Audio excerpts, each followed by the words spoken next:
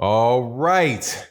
Errol Spence Jr., touched by the hand of God, gets out of a very, very, very dangerous situation.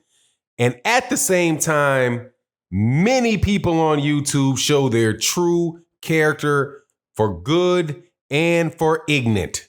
Let's talk about those things in this video.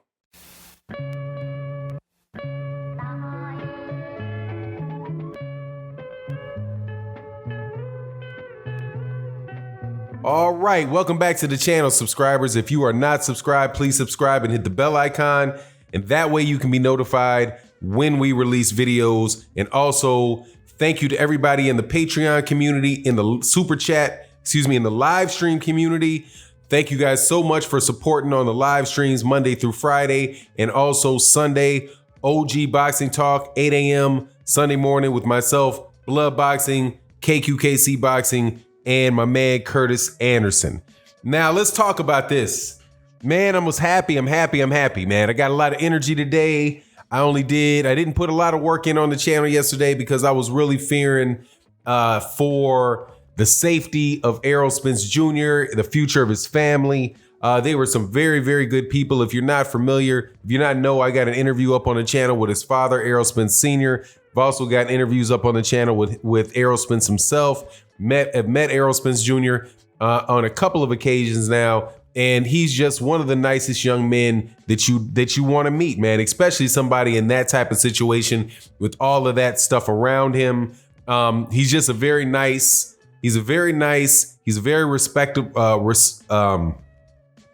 respectable, and I just really think very highly of him and his family. So aside from the boxing, when I heard that he had been in a car accident, and that he was at the beginning, it was reported that he was in serious condition. Then some miscommunications took place, more miscommunications, obviously, that he was in critical condition. It was just a lot of worrying going on. And as it turns out, though, thank goodness, Errol Spence Jr. Got out of it with no broken bones, and also I think he had some broken teeth and some facial lacerations. So all things considered, the guy's got enough money to get some new fronts on his teeth. Hey man, a whole bunch of boxers get their teeth knocked out. So hey, he joined the got his teeth knocked out crew, and he's got some cuts on his face. All in all, you got to be really happy for him, for his family. So thank goodness.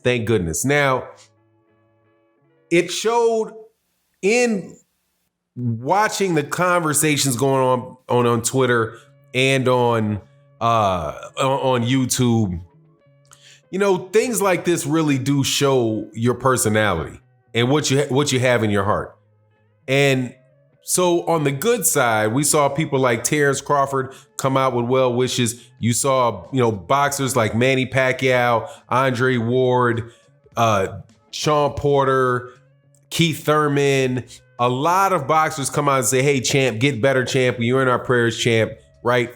And I'm not mentioning all of them. There's many other ones that have done it as well. As I was going down through Twitter checking, I was like, Steve Kim from ESPN, boxing writers spoke highly of him, wishing him the best. Some people would say little things like, wear your seatbelt. And, I'm not big on that, but on the good side, it showed us really did show a solidarity in the boxing community. And by boxing community, I mean everybody that participates in some degree, some way, form, or fashion. Whether you are actually a boxer yourself, or whether you're a journalist, or you're a television anchor. There's a lot of you're a promoter. Right? I do believe I also saw Eddie Hearn send his best wishes to the family of Errol Spence Jr.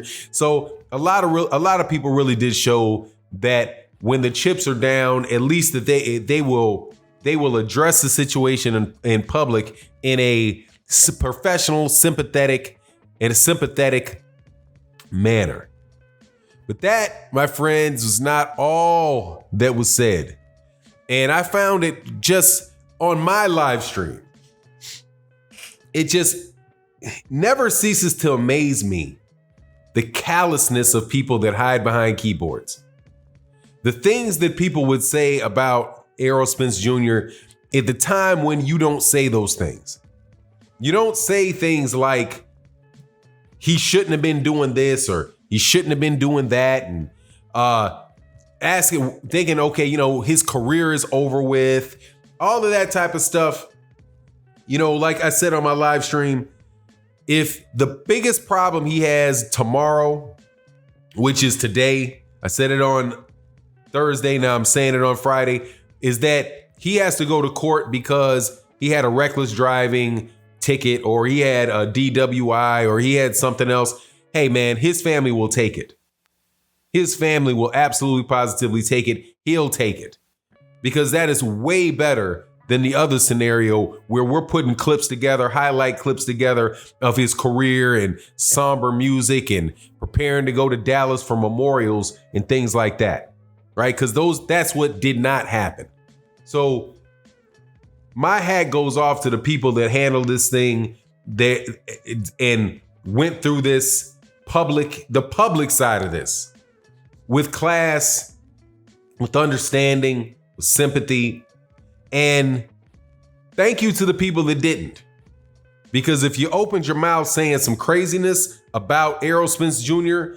in this scenario, then anybody that knows who you are or heard you say that should know what type of person you are. That you're a type of person that is thirsty, a person that is clout chasing, somebody that is willing to say anything just to be sensational. And at the end of the day, man, it's really not worth it, man, because you don't know when this could happen to you. My thing is, when people said that he got thrown out from the seat, he got ejected from his car seat, right? From the Ferrari that turned over. I probably should have done a better job explaining that he was driving a Ferrari and that the Ferrari flipped over. You can see that. Oh my God, scary, super scary image out there on Twitter. Got it all over the place. But when that car flipped over, he was supposed to have been ejected from the car. And I don't know whether that's true, whether he was ejected from the car or not ejected from the car, but you assume that he was ejected from the car for the sake of this conversation. And you say, okay, well, it was a seatbelt. If he had a seatbelt on and he got ejected, then him not wearing his seatbelt could have saved his life. If he didn't get ejected from the car and he had his seatbelt on, then having his seatbelt on saved his life. But the way that I see it is, and I think that this demonstrates, is that yes, you should definitely make the best decisions possible. Don't drink and drive. Wear your seatbelt when you get into a car.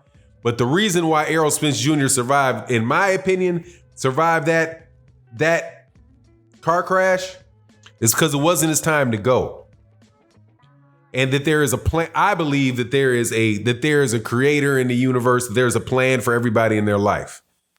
And you experience what you're meant to experience. You learn the lessons that you're supposed to learn. And there are people who have been dead sober with their seatbelts on, who have gone through that, who have had an accident similar to that and did not make it out. And if Errol Spence Jr. had something like that happen again, he very well could have a seatbelt on, have become a complete puritanical Christian, never had a drink, hasn't even been in a room with somebody that's been drinking.